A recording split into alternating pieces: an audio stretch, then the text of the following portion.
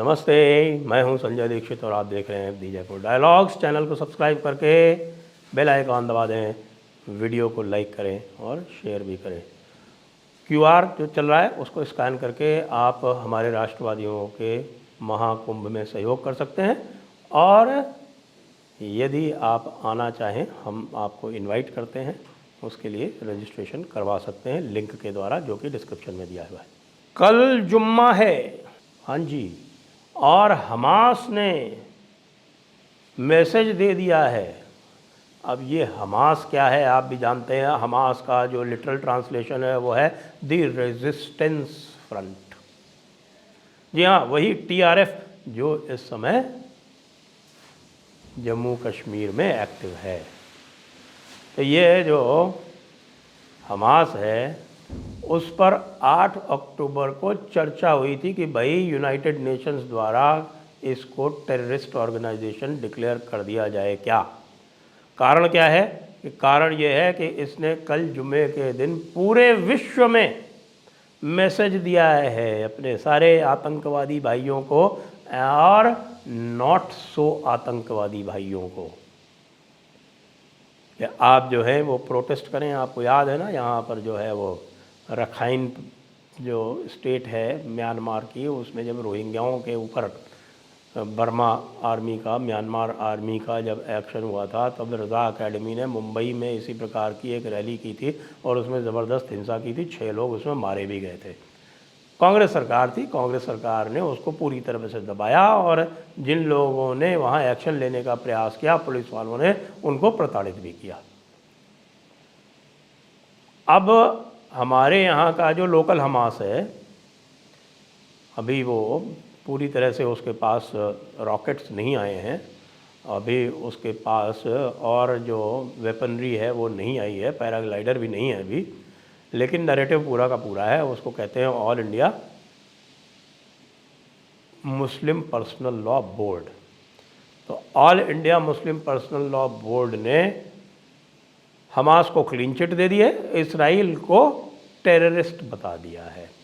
जी हाँ, ये अलग बात है कि आक्रमण हमास ने किया, पैराग्लाइडर हमास ने उपयोग में लाए, जो निहत्थे सिविलियंस थे या जो सुपरनोवा पीस म्यूज़िक फेस्टिवल में जो भाग ले रहे थे उनके ऊपर किया।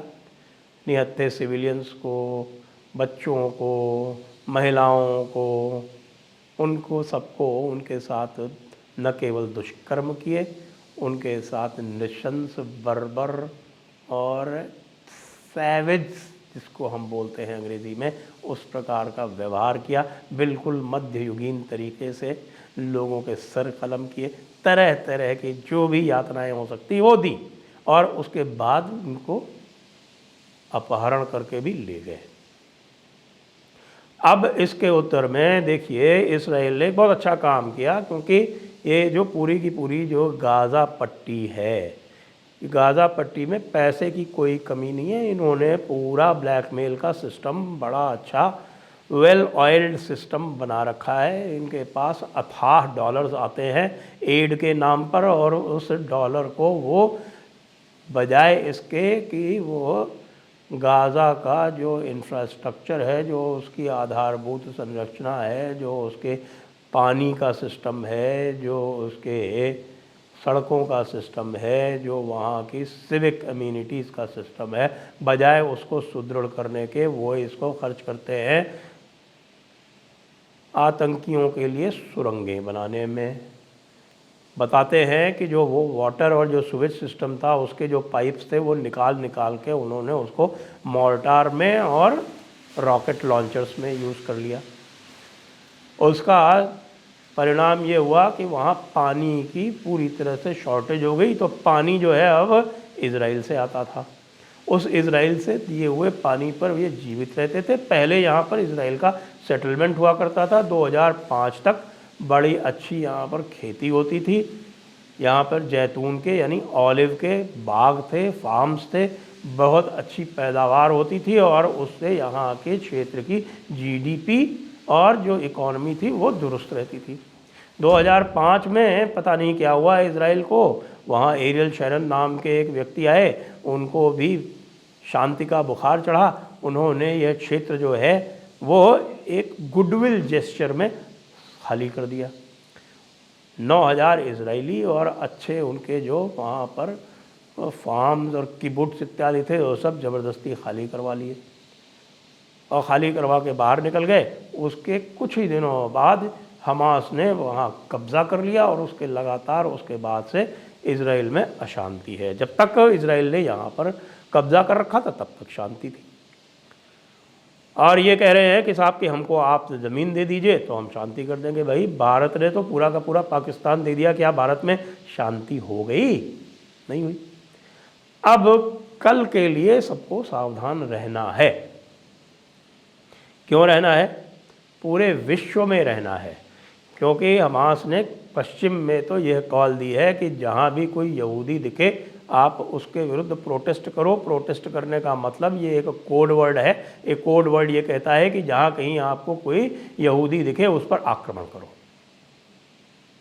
और ये कोड वर्ड जो है वो भारत में भी लागू हो। भारत में तो आपको पता है कि यहाँ पर असंख्य ऐसी तंजीमें बैठी हैं जो इस तरह के बहाने ढूंढती रहती हैं, और ये बहाने जो हैं कई राज्यों में काफ़ी कारगर भी होते हैं, क्योंकि आपको पता है कि यहाँ पर हैदराबाद भी है।